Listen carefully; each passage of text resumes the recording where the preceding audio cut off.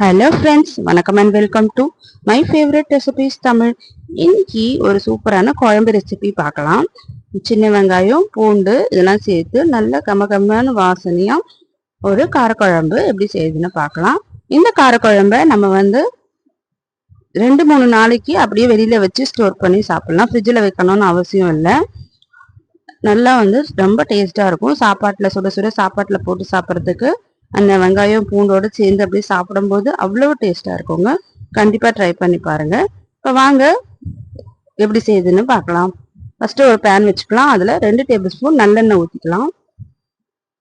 நம்ம இந்த குழம்ப நல்லெண்ணெய் ஊற்றி செய்யும் போது நல்ல ஒரு ஃப்ளேவர் கிடைக்கும். ஸோ நல்லெண்ணெய் ஊற்றி செஞ்சு பாருங்க. இப்போ 1 ஸ்பூன் கடுகு சேர்த்து தாளிச்சுக்கலாம். 1 ஸ்பூன் வெந்தயம் சேர்த்து தாளிச்சுக்கலாம். கடுகு வெந்தயம் நல்லா வெடிச்சப்புறமா நம்ம சின்ன வெங்காயம் நான் இன்னைக்கு 150 கிராம் சின்ன வெங்காயம் எடுத்திருக்கேன். ஸோ அதை நல்லா க்ளீன் பண்ணிட்டு அதையும் சேர்த்துக்கோங்க. வெங்காயம் சேர்த்துட்டு இது ஒரு 2 நிமிஷத்துக்கு நம்ம லோ ஃப்ளேம்ல நல்லா வதக்கி விடலாம்.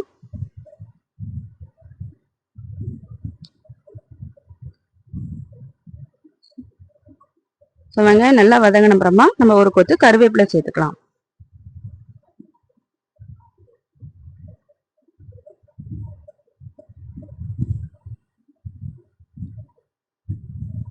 கருவேப்பிலை சேர்த்துட்டு இது நல்லா வதங்கின அப்புறமா நான் இன்னைக்கு 100 கிராம் பூண்டு தோலை உரிச்சு வச்சிருக்கேன்.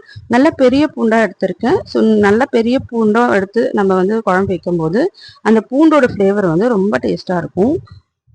அந்த இப்போ வெங்காயம் பூண்டு நல்லா வதங்கட்டும். ஒரு 2 நிமிஷத்துக்கு நல்லா வதங்கின அப்புறமா நம்ம தக்காளி சேர்த்துக்கலாம். நான் இன்னைக்கு 2 தக்காளி மீடியம் சைஸ் தக்காளி நல்ல பொடியாக அரிஞ்சு வச்சிருக்கேன். ஸோ அதையும் சேர்த்துக்கலாம். ஸோ நிறைய தக்காளி சேர்க்கணும்னு அவசியம் இல்லை. நம்ம ஏன்னா புளி சேர்க்குறோம். ஸோ நிறைய புளிப்பு சுவை இருந்ததுன்னா குழம்பு அந்தளவுக்கு டேஸ்ட்டாக இருக்காது. ஸோ 2 தக்காளி மட்டும் போட்டுக்கோங்க. தக்காளி சேர்த்துட்டு இதை கொஞ்சம் நேரம் நல்லா மசியட்டும். ஒரு கொஞ்சமாக உப்பு சேர்த்து வதக்கணும்னா தக்காளி வெங்காயம் சீக்கிரமாக வதங்கிடும். அதுக்கப்புறம் நம்ம மசாலாலாம் சேர்த்துக்கலாம்.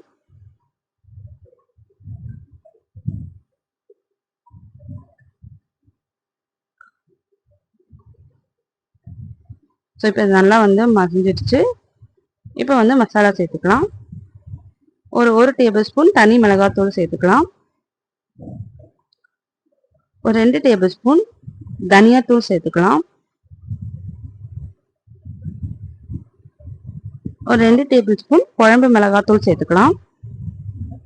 இது எல்லாத்தையும் சேர்த்துட்டு நல்லா நம்ம அந்த எண்ணெயிலேயே நல்லா வதக்கி விட்டுக்கலாம். இப்போ இதுக்கு தேவையான உப்பு சேர்த்துக்கலாம். நம்ம குழம்புக்கு எந்த அளவுக்கு உப்பு தேவையோ அந்த அளவுக்கு சேர்த்துக்கோங்க.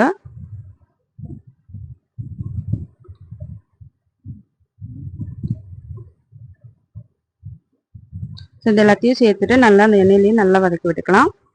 ஸோ நான் இன்னைக்கு ஒரு லெமன் சைஸ் புளி ஊற வச்சு வச்சிருக்கேன். ஸோ அந்த தண்ணி மட்டும் நம்ம வடிகட்டி எடுத்துக்கலாம்.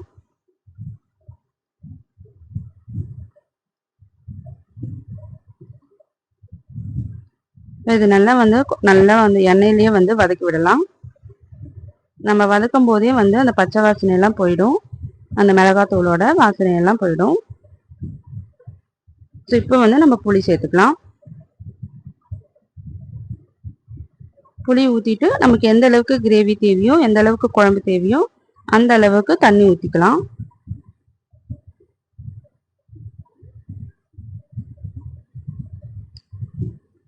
இது ஒரு 5 நிமிஷத்துக்கு நல்லா கொதிக்கட்டும்.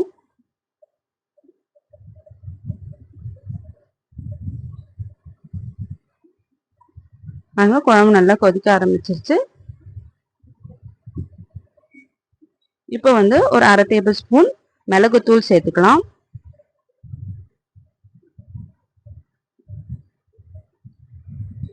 சேர்த்துட்டு லாஸ்டா ஒரு சின்ன பீஸ் வெல்லம் சேர்த்துக்கலாம்.